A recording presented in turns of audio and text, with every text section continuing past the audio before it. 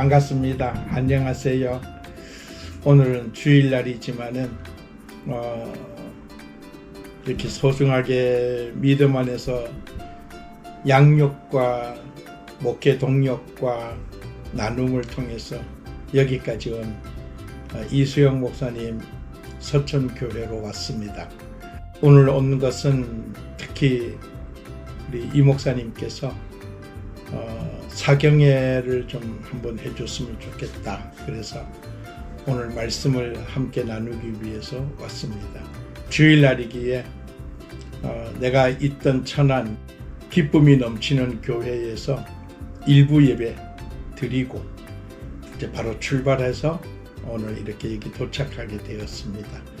이제 1시 반에 예배가 되니 하나님이 큰 은혜 베풀어 주실 줄 믿습니다. 목사님 만나니 반갑고 남은 시간 동안 목회가 꼭 은혜롭고 또 하나님의 영광을 돌리는 사역이 되기를 기원합니다. 반갑습니다. 소천교회 담임하고 있는 이수영 목사입니다. 부모님 같으신 이제 부모님이시죠. 박성호 목사님 네 분 이렇게 모시게 되어서 너무 반갑고 기쁩니다. 그리고 오늘 주실 말씀을 또 기대하며 행복한 마음으로 기다리고 있습니다. 주일인데 먼 곳까지 와주셔서 너무 감사하고 특별히 사모님 얼굴 다시 뵙게 되어서 또 건강한 모습이어서 너무 즐겁고 감사합니다. 예.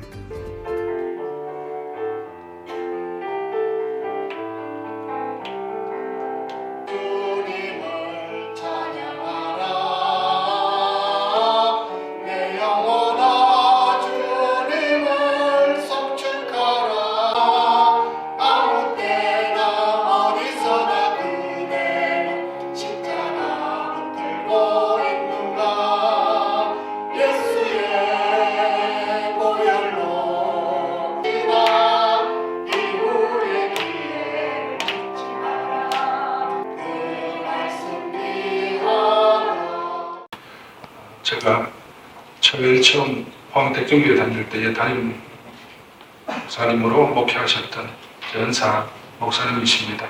얼마 전에 풍년제일교회 은퇴하시고 지금 천안에 계시는데 은퇴 이후에 이제 천안에 다니는 교회 일부 예배 드리시고 내려오셨습니다.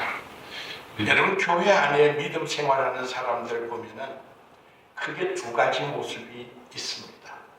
하나는 종교인이 있습니다. 그리고 또 하나는 신앙인이 있습니다. 종교인과 신앙인의 차이가 무엇이냐? 종교인은 자신이 중심입니다. 자신이 중심이 돼가지고 자기를 드러내기를 좋아합니다. 누군가가 나를 알아주기를 좋아합니다. 또 모든 사람들 위해 자기를 올려놓기를 좋아합니다. 그리고 모든 것을 위하여서 자기가 영광을 받기를 좋아합니다. 자기 중심으로 되다 보니 자기와 직접적인 관련이 안 되면은 거기는 마음이 멀어지게 되는 또 남에게 인정받고 싶어 하니 남이 볼 때에는 굉장히 열과 성을 나타냅니다. 근데 누가 보는 사람이 없으면은 그 모습을 전혀 드러내지를 않습니다. 그러니 보이기 위한 모습이 되고 욕망을 위한 수단이 되다 보니까 외식적인 모습이 되버립니다. 이런 사람들이 계속 이어가게 되면은 그분의 신앙의 생활은 형식주의가 되어버립니다. 형식주의. 그러나 신앙인은 아닙니다. 신앙인은 하나님이 중심이고 신앙의 고백에서부터 시작해서 신앙의 사명으로 그리고 신앙의 결단으로 살아가는 모습이 나타나게 되는 것이에요. 저는 그래서 이 신앙의 삶의 자리가 처음부터 완전해질 수는 없어요. 신앙의 전환점이 반드시 있습니다. 성경 속에서 그 세 가지의 전환점을 한번 돌이켜 보면서 나는 어디에 있는가? 오늘 여러분들이 이 말씀을 통하여서 나는 여기에 있구나. 나는 여기에 있구나. 나는 여기에 있구나. 이거 분명히 찾아보시기를 바랍니다. 그래서 자기 것을 알아야 진단을 할 수 있고 바꿀 수가 있습니다. 변화될 수가 있습니다. 그 첫 번째 단계가 뭐냐면은 마태복음 16장 가이사랴 빌립보에서 있었던 사건입니다. 가이사랴 빌립보에서 있었던 사건이 뭐냐? 예수님께서 제자들에게 묻습니다. 얘들아, 사람들이 나를 누구라고 하느냐? 하고 물었어요. 그때 사람들은 더러는 예레미야라고도 합니다. 더러는 세례 요한이라고도 합니다. 더러는 선지자 중에 한 사람이라고도 합니다. 그때 예수님께서 잘 들으시고 제자들에게 묻습니다. 너희는 나를 누구라고 하느냐? 너희는 나를 누구라고 하느냐? 그때 베드로가 나서서 이런 말을 합니다. 저는 그리스도시요 살아계신 하나님의 아들이십니다. 그때 예수님께서 시몬아, 네가 복이 있다. 이를 알게 하신 것은 성령께서 너에게 역사하셔서 이 고백을 하게 만드신 것이다. 내가 이 고백 위에다가 내가 교회를 세우겠다. 이 고백 위에다가 교회를 세우고 내가 천국의 열쇠를 주겠다. 예수님께서 이 말씀을 하시고 나서 무슨 말씀을 하셨냐면, 자, 이제 내가 예루살렘으로 간다. 이제 내가 예루살렘에 가면은 거기서 제사장들과 장로들에게 잡혀서 고난을 받고 내가 죽는다. 그리고 3일 후에 내가 살아난다. 이걸 일러줘요. 그랬더니 베드로가 예수님을 좀 떨어진 곳으로 예수님을 데리고 갑니다. 바꿔서 말하면 이런 모습이래요. 선생님, 저 잠깐만 좀 보세요. 잠깐만 보세요. 이쪽으로 좀 자꾸 나오셔요. 다른 사람들 있으니까네. 저쪽에 갔어. 그리고 거기 가서 뭐라고 말했어요? 선생님, 이런 일은 절대로 선생님에게 일어나면 안 됩니다. 예수님이 죽는다니 이해할 수가 없는 거래요. 그래서 절대로 그런 말 하지 마세요. 가로막은 거래요. 그때 예수님께서 베드로에게 뭐라고 말하셨느냐? 여러분 잘 아시잖아요. 사탄아 물러가라. 너가 사람의 생각을 가지고 하나님의 일을 가로막으려고 한다. 자, 베드로에게 사탄이라고 꾸짖고 책망을 했어요. 신앙의 전환점 1단계가 뭐냐면은 신앙 고백이 돼요. 신앙 고백. 그 신앙 고백이 살아있는 고백이 돼야 돼요. 너희는 나를 누구라고 하느냐 물었을 때 주는 그리스도시요 살아계신 하나님의 아들이십니다. 이보다 더 정확한 고백이 어디 있습니까? 그렇다면 이 신앙 고백을 믿고 이 신앙 고백으로 살아가는 삶이 돼야 되는데, 고백은 그렇게 하는데 삶은 고백을 따르지를 못합니다.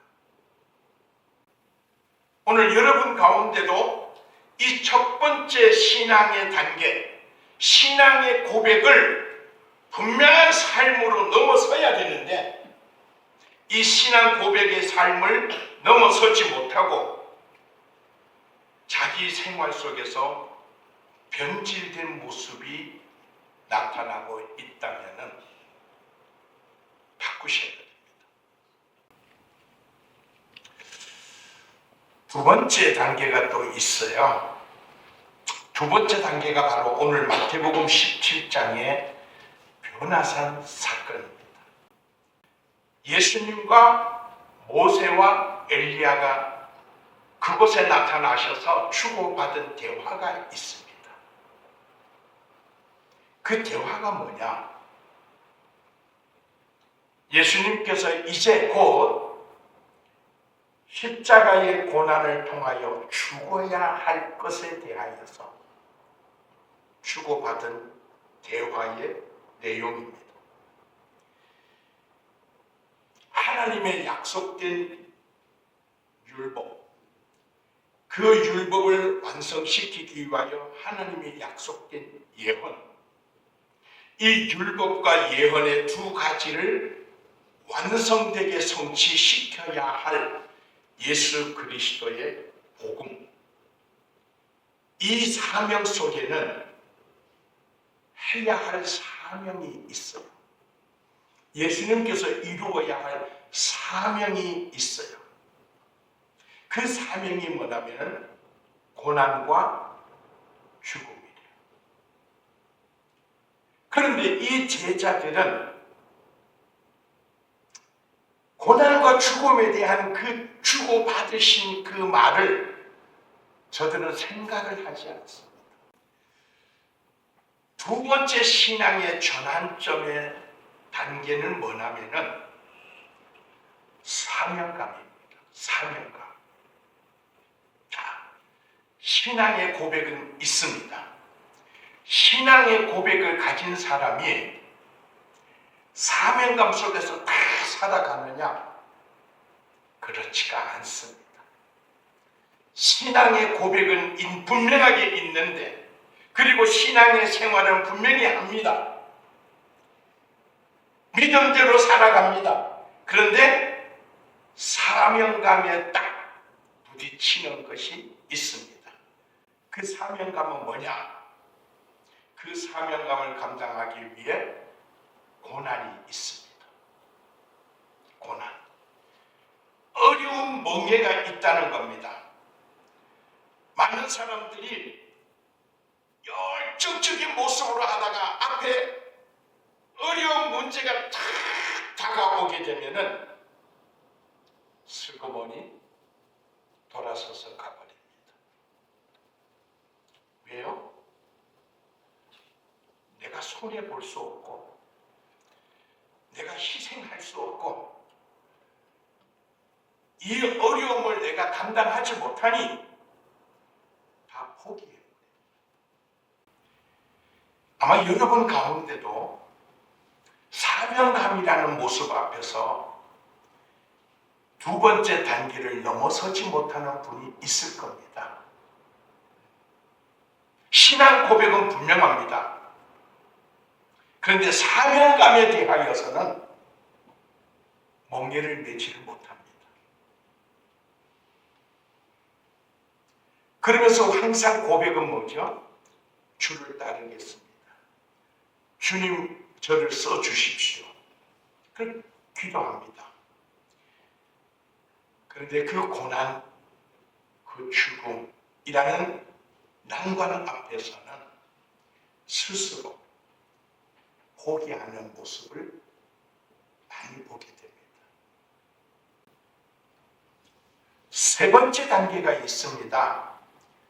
세 번째 단계가 뭐냐? 누가복음 24장에 엠마오의 사건입니다. 3단계의 신앙은 부활과 영생의 확신을 가지고 있는 신앙입니다. 제가 1단계는 신앙 고백이라고 했습니다. 이 신앙 고백이 분명하지 못하면 신앙인이 될 수가 없습니다.